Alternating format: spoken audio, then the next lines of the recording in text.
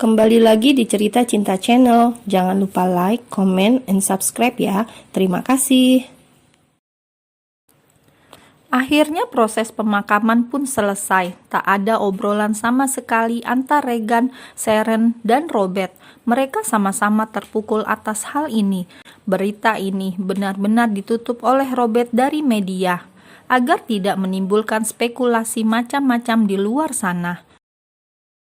Sharon pulang dengan langkah lunglai dan langsung merebahkan dirinya di ranjang.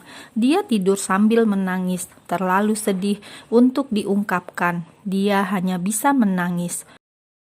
Regan pun tidak bisa menyemangati Sharon karena dirinya pun juga terpuruk. Mami yang sangat dia cintai pergi untuk selamanya. Tak terasa, sudah berjalan seminggu. Sharon tetap dengan sikap diamnya karena masih berduka. Regan lebih menenggelamkan dirinya ke dalam pekerjaannya agar tidak terlalu larut dengan kesedihannya. Regan dan Sharon semakin menjauh karena ingin menenangkan dirinya masing-masing. Saat ini Regan berada di ruangan kerjanya di penthouse. Dia menerima telepon dari sang anak buah. "Kau menemukannya?" tanya Regan. "Bagaimana bisa kalian kehilangan jejaknya? Cari dia di seluruh jalanan kota," teriak Regan. Sharon mendengar teriakan Regan dari balik pintu, dan dia menguping apa yang dibicarakan oleh Regan. Ya, ini mengenai Dorothy. "Jadi, Dorothy masih bebas di luar sana. Aku harus mencarinya dan membuat perhitungan dengannya," pikir Sharon. Keesokan harinya, setelah Regan pergi ke perusahaan, Sharon keluar dari penthouse. Dia mencoba mencari Dorothy, meskipun itu hal yang mustahil untuk mencarinya di kota sebesar ini. Sampai malam, Sharon tak menemukan keberadaan Dorothy. Dia sadar bahwa apa yang dilakukannya sangat sulit, tapi Sharon sudah mempunyai tekad bulat untuk menemukan Dorothy. Sharon memutuskan untuk pulang dan akan melanjutkannya besok. Sesampainya di rumah, Sharon melihat Regan sedang duduk di sofa. "Kau dari mana, Sher? Mengapa tidak izin padaku dulu?" "Aku mencari udara segar," kata Sharon singkat. "Jangan melakukan sesuatu seenaknya, itu membuatku khawatir," tegas Regan. Sharon malas berdebat. Dia memilih diam dan masuk ke kamar dan tidur.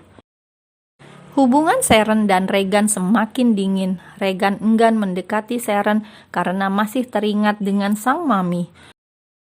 Terkadang ada suara jahat yang mengatakan bahwa Sharon adalah penyebab semua ini, tetapi Regan selalu menyangkal hal itu karena rasa cintanya pada Sharon dan menganggapnya ini semua adalah takdir. Regan tertidur di sofa ruangan kerjanya. Keesokan harinya, Sharon melanjutkan pencariannya. Semua sudut kota dia datangi. Sampai akhirnya dia pergi ke luar kota mendatangi bekas rumah pelacuran Dorothy yang dulu pernah ditinggalinya. Hal yang paling dihindari Sharon memasukinya dan tempat kosong itu tampak terlihat berantakan di dalamnya. Sharon melihat ada orang yang sepertinya sedang tertidur di salah satu kursi panjang di sana. "Ya, itu dia, I got you," batin Sharon. Sharon mengambil pisau di dalam tasnya dan menghampiri Dorothy yang sedang tertidur. "Kau harus mati, kau harus mati," teriak Sharon dengan darah yang mengenai wajahnya. Tak puas dengan menusuknya, Sharon mengambil kotak kayu yang ada di sampingnya dan memukul wajah Dorothy berkali-kali meskipun Dorothy sudah tak bergerak. "Kau mengambil kebahagiaanku, kau pantas mati, matilah bangsat," teriak Sharon tanpa menghentikan aksinya sampai akhirnya dia puas melihat Dorothy yang benar-benar hancur. Tak ada rasa takut di wajah Sharon, dia justru tertawa frustasi. Tangan, wajah, dan bajunya bersimbah darah Dorothy. Lalu dia membersihkan tangan dan wajahnya di wastafel. Kemudian Sharon mengambil mantel panjang yang ada di lemari Dorothy dan memakainya. Sharon keluar dari rumah pelacuran itu. Rumah itu terletak di sebuah lahan yang luas dan jauh dari pemukiman penduduk. Sharon berjalan semakin menjauh dari rumah itu. Sharon terus dan terus berjalan tanpa arah tujuan. Keinginannya untuk membunuh Dorothy sudah tercapai. Lalu apa yang akan dilakukannya sekarang, dia benar-benar tidak tahu. Sampailah dia di sebuah jembatan gantung yang panjang dengan sungai yang sangat besar di bawahnya. Sharon berhenti di sana. Dia menatap ke arah sungai yang membuatnya justru merasa teduh. Apakah aku seharusnya mati saja? Seandainya aku tidak datang di keluarga Regan, Mami tidak akan pergi seperti ini. Apakah aku pembawa sial? Semua yang berada di dekatku selalu berakhir dengan tragis dan mati. Aku tidak ingin Regan menjadi korban kesialanku selanjutnya. Aku sangat mencintainya. Sharon benar-benar frustasi. Cit! Tampak sebuah mobil berhenti di dekat posisi Sharon berdiri. Serenity, seorang wanita seusianya, memanggilnya. Sharon menoleh dan melihatnya. Dia mulai mengenali wanita itu. Anna? Wanita bernama Anna itu mengangguk dan memeluk Sharon. Anna adalah salah satu teman Sharon yang dulu berhasil melarikan diri dari rumah pelacuran. Mereka berpisah agar jejak mereka tak ditemukan oleh Dorothy. Apa yang kau lakukan di sini? Oh God, apa ini? Anna melihat sisa-sisa bekas darah di leher Sharon. Aku baru saja membunuh seseorang.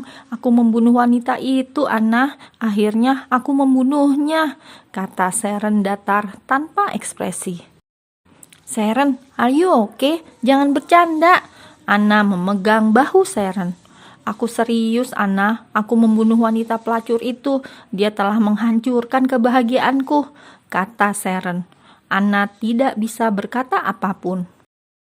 Setelah ini aku akan mati, lanjut Sharon. Sharon, apa yang kau katakan? Jangan menjadi seperti ibumu. Kau adalah Sharon, wanita yang ku kenal sangat kuat. Sadarlah Sharon. Anna mencoba menyadarkan Sharon. Aku pembawa sial, Anna. Aku benar-benar pembawa sial. Bagaimana bisa aku hidup sekarang? Aku yang menyebabkan seseorang mati karena aku. Sharon mulai menangis dan terduduk lunglai. Ayo, ikut denganku. Anginnya semakin dingin. Anna merangkul bahu Sharon dan membawanya ke mobil miliknya. Tak ada obrolan sama sekali. Anna membawa Sharon ke rumahnya yang berada agak jauh dari kota. Anna tinggal di sebuah desa kecil dengan sedikit penghuni. Sejak berhasil melarikan diri, Anna mulai bertani di desa. Dia tinggal di rumah milik neneknya yang sudah tiada. Ayo, turunlah, ini rumahku, ajak Anna. Sharon turun dengan lemas dan dirangkul oleh Anna.